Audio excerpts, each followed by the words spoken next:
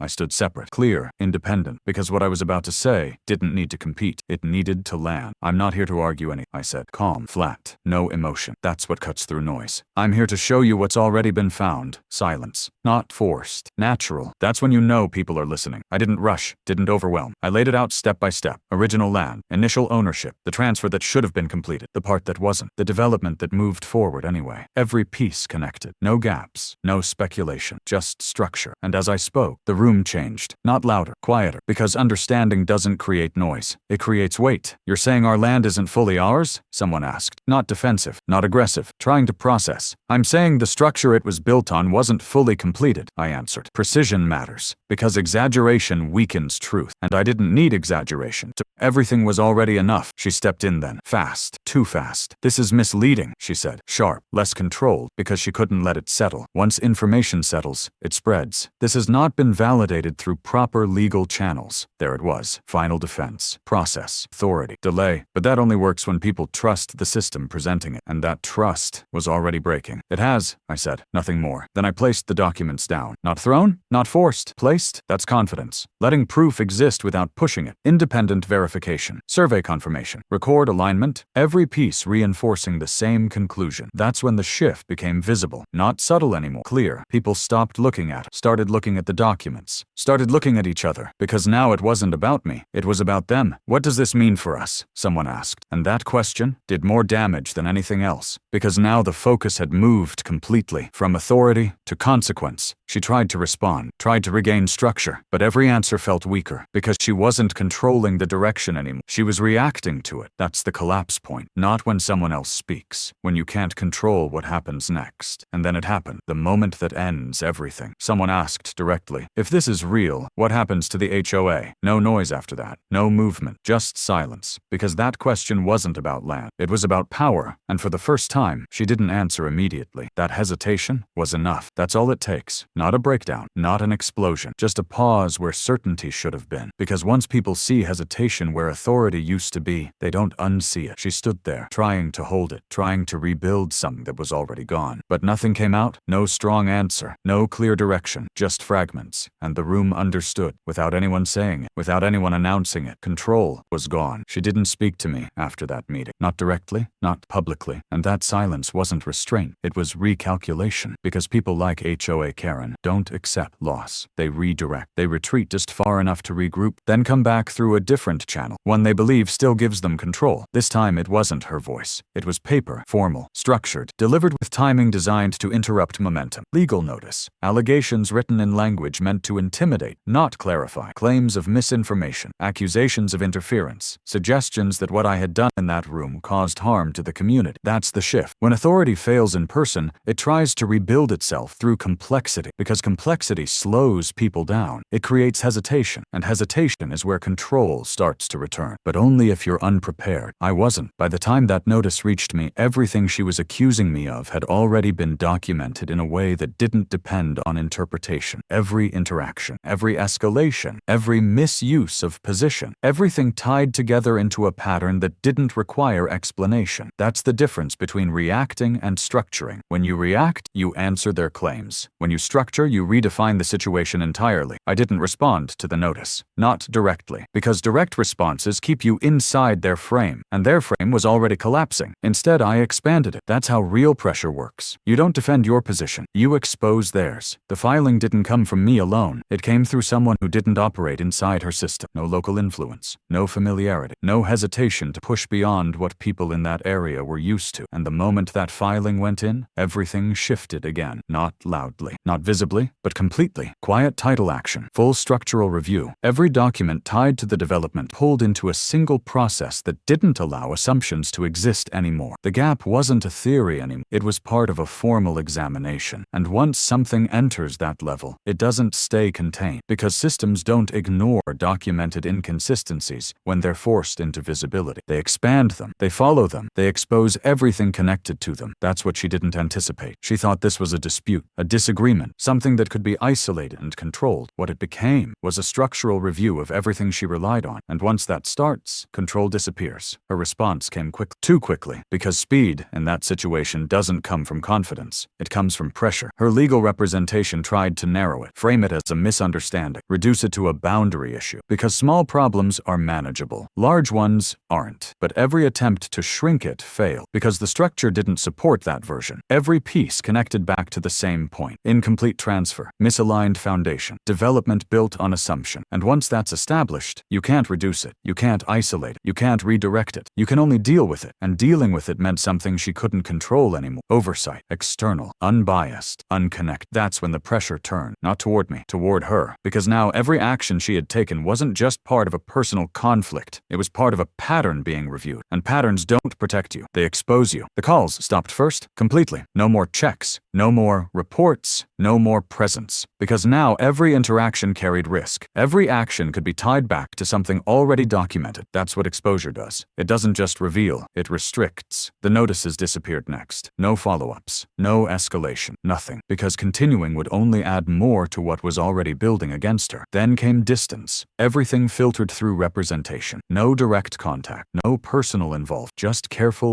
controlled communication that tried to limit damage instead of asserting authority. That's how you know the system is breaking. When the person who used to act freely starts hiding behind process, because process creates space. And space is all that's left when control is gone. The tone changed after that. Not aggressive, not demanding, measured, cautious, open to resolution. That's the language of someone who isn't trying to win anymore. They're trying to stop losing. Because at that point, the outcome wasn't uncertain. It was just unfinished. And finishing it didn't require escalation. It required patience. Because everything was already in motion. Reviews expanding. Questions being asked in places she couldn't reach. Connections being examined that had never been questioned before. And once that happens, there's no way to pull it back. Her final move came quiet. No structure, no authority. Just an offer. Indirect, careful, an attempt to close it before it reached its full conclusion. But by then, it already had. Because the outcome wasn't controlled by her anymore. It was controlled by the structure she had unknowingly exposed. And structures don't negotiate. They resolve. It didn't end the way she expected. There was no final argument. No dramatic confrontation. No moment where she stood across from me and tried one last time to force control back into place. Because by the time everything reached its conclusion, there was nothing left for her to control. The updates didn't come from her. They came from places she couldn't reach anymore. Formal notices, revisions, adjustments made without asking her, without informing her, without needing her. That's how real endings happen. Not through conflict, through removal. The structure she relied on was reviewed. Not casually, not selectively. Complete. Every layer, every document, every assumption that had been operating quietly for years without being questioned. And once that review finished, the answer wasn't complicated. It wasn't even surprising. It was just final. The foundation wasn't complete. It never had been. And everything built on top had to be corrected. That's what changed everything. Not emotion, not pressure. Structure. Because structure doesn't argue. It doesn't hesitate. It doesn't bend to personality. It just aligns. And when alignment happens, authority shifts automatically. The HOA didn't disappear. That's not how these things end. It changed. Quietly. Policies adjusted. Oversight increased. Every decision that used to move through one person now moved through something larger, something slower, something that required confirmation before action. That's how control gets removed. Not by destroying the system, by making it of being used the way it was before. Her position didn't hold. There was no announcement, no meeting, no explanation given to the people who had followed her without question for so long. One day she was still there. The next, she wasn't. No transition, no authority left to pass down. Just absence. And absence says more than any statement ever could, because people notice what's missing faster than what's added. Her presence in the neighborhood faded the same way. Gradual, unspoken. No more drive-bys. No more observation. No more attempts to reinsert herself into something she no longer had access to. She didn't try again. That's the part most people don't expect. They think someone like her will fight until the end. But people like her don't fight when the structure is gone. They leave, because without structure, and there's nothing to stand on. The legal side didn't drag, didn't stretch, didn't become a long, exhausting process the way she expected it to. Because once everything was clear, there wasn't anything left to challenge. The gap was confirmed. The alignment was correct. And everything moved forward without needing resistance. That's what happens when something is built properly. It doesn't require force. It requires accuracy. The land didn't change. The boundaries didn't move. What changed was understanding. Not just mine. Everyone's. Because once something like that is exposed, it doesn't stay isolated. It spreads through conversations, through awareness, through the realization that what people assumed was stable was never actually verified. And once people see that, they don't go back. The way the neighborhood operated shifted. Subtle, but permanent. No one enforced anything without checking it first. No one assumed authority without proving it, because they had seen what happens when assumption gets tested and fails. I didn't push anything after that. Didn't need to. There was nothing left to prove. No one left to convince. No pressure left to apply, because everything had already settled. The structure was stable. The system was corrected. And the space she once controlled didn't exist anymore. I kept working the same way. Same routines. Same use of the land. Nothing adjusted, because nothing needed to. No notices. No interruptions. No one stepping onto my property with expectations that didn't belong there, because now there was nothing left to question. That's what real control looks like. not forcing anything, not asserting anything, just existing in a space where everything is already aligned. The last time I saw her, she didn't stop, didn't speak, didn't even slow down. She passed by the edge of my property, looked once, and kept going. No expression, no reaction, nothing, because there was nothing left for her to hold on to. No authority, no system behind her, no structure to support anything she had built her position on. And without that, there was nothing left to say. She went silent.